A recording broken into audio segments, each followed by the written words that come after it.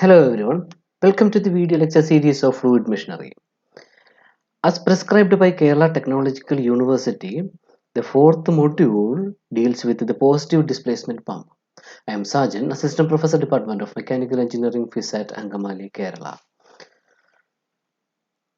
The main contents in the fourth module are the working of reciprocating pump, indicator diagram, effect of acceleration and friction on indicator diagram, the purpose of air vessel, and the working of some miscellaneous pumps.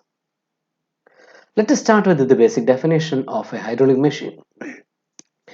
A hydraulic machine is a machine which convert either hydraulic energy into mechanical energy or mechanical energy into hydraulic energy. Here is a pump which converts mechanical energy into hydraulic energy. Basically, we can classify the pumps into a rotodynamic pump and a positive displacement pump.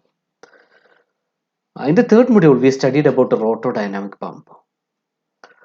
There, the energy is continuously imparted to the pumped fluid by means of a rotating impeller, propeller, or rotor.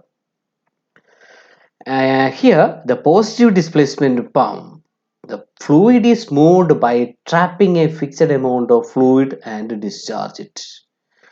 Okay, positive displacement എന്ന് പറയുമ്പോഴേക്ക് നമ്മൾ കുറച്ച് ഫ്ലൂയിഡിനെ trap ചെയ്ത് വെച്ചിട്ട് ആ ഫ്ലൂയിഡിനെ എത്രയും നമ്മൾ എന്ത് ചെയ്യുന്നു, ഡിസ്ചാർജ് ചെയ്യുന്നു, എവിടെയെങ്കിലും കൊണ്ടുപോയി. ഓക്കെ, നമുക്ക് എവിടെയാണ് ആവശ്യമുള്ളത് അവിടത്തേക്ക് കൊണ്ടുപോയി ഡിസ്ചാർജ് ചെയ്യുന്നു. അതാണ് എന്ത് ഈ പോസിറ്റീവ് ഡിസ്പ്ലേസ്മെന്റ് പമ്പ് എന്ന് പറയുന്നത്. Okay, fluid is moved by trapping a fixed amount of fluid and forcing the trapped volume into the pump's discharge. So the pumping action is cyclic and can be driven by pistons, screws, gears, lobes, diaphragms or vanes, depends on the types of positive displacement pump. The main types of positive displacement pumps are reciprocating and rotary pumps. In the case of reciprocating pump, the system boundary itself changes to cause the change in volume occupied by certain amount of fluid within the machine. നമ്മൾ piston സിലിണ്ടറിനകത്തുള്ള volume change ചെയ്യുന്നത് അതിൻ്റെ boundary ആയ piston move ചെയ്തിട്ടാണ് അതിൻ്റെ volume change ചെയ്യിക്കുന്നത്. അങ്ങനത്തെ മെഷീൻസിനെയാണ് reciprocating pump എന്ന് പറയുന്നത്. The other one is rotary pumps. Here the moving chamber is formed between a pair of rotating elements or between a single rotor and the pump housing. ഇവിടെ rotary pumps എന്ന് പറഞ്ഞു കഴിഞ്ഞാൽ ഒരു moving chamber അവിടെ ഉണ്ടാവുകയാണ് ചെയ്യുന്നത്. അത് rotating എലമെന്റ്സിന് രണ്ട് റൊട്ടേറ്റിംഗ് എലമെന്റിന് ഇടയിലായിരിക്കാം, അതല്ലെങ്കിൽ കേസിങ്ങിനും ഹൗസിങ്ങിനും റൊട്ടേറ്റിംഗ് പാർട്ടിനും ഇടയിലായിരിക്കാം. അതിനാണ് റോട്ടറി പമ്പ്സ് എന്ന് പറയുന്നത്. Here are the types of positive displacement pump in detail: rotary type pump and reciprocating type pump. One another category is there, linear type pump, which contains rope pumps and chain pumps. In the case of rotary pumps, we can classify it into a gear pump, screw pump, vane pump, lobe pump. We will see this at the end of this module. Now we will focus on the piston type reciprocating pump. These are some applications of positive displacement pump. This is not much important for the university exam, but you have to study well. Let us move to the main components of reciprocating pump. The main components of reciprocating pumps are suction pipe, delivery pipe, cylinder, piston rod, connecting rod, crank, etc. Okay, here is the suction pipe with the one-way valve. The purpose of this suction pipe is to carry water from sump to the cylinder. The purpose of the delivery pipe is to deliver or carry the water from the cylinder to the place where we need the water or discharge the water.